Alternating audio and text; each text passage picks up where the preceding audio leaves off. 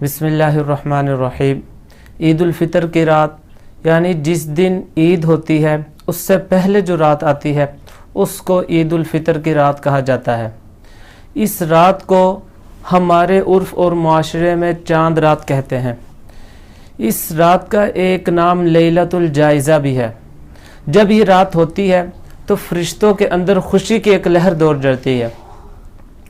اللہ رب العزت اپنی ایک خاص تجلی ڈال کر فرشتوں سے پوچھتے ہیں کہ بتاؤ، اگر کوئی شخص، کوئی مزدور آدمی اپنا کام پوری ایمانداری سے پورا کرے تو اس کی جزا کیا ہے، اس کا بدلہ کیا ہے؟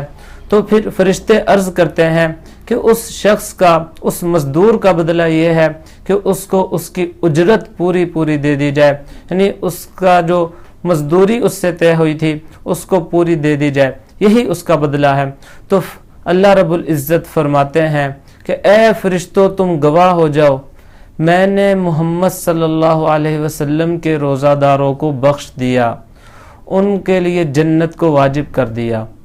اسی لیے اس رات کو لیلۃ الجائزہ کہا جاتا ہے، یعنی انعام والی رات۔ تو اس رات میں اللہ کی طرف سے اتنا بڑا انعام آپ صلی اللہ علیہ وسلم کی امت کے روزہ داروں کو دیا جاتا ہے۔ اور افسوس کی بات یہ ہے کہ آج کل ہمارے معاشرے میں اس رات کی قدر نہیں کی جاتی، بلکہ اس کو شور شرابوں میں اور بازاروں میں گھوم پھر کر ضائع کر دیا جاتا ہے، جبکہ احادیث سے اس کی فضیلت بھی ثابت ہے۔ ایک روایت میں آپ صلی اللہ علیہ وسلم کا فرمان عالی شان ہے۔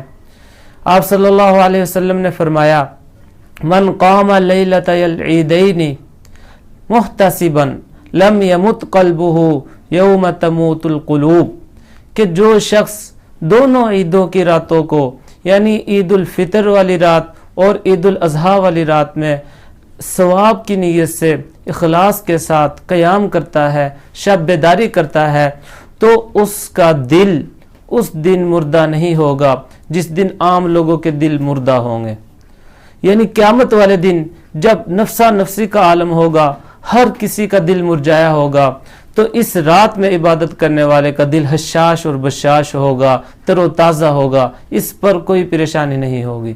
تو اتنی بڑی فضیلت ہے جو اس رات میں عبادت کرنے کی آپ صلی اللہ علیہ وسلم نے ذکر فرمائی۔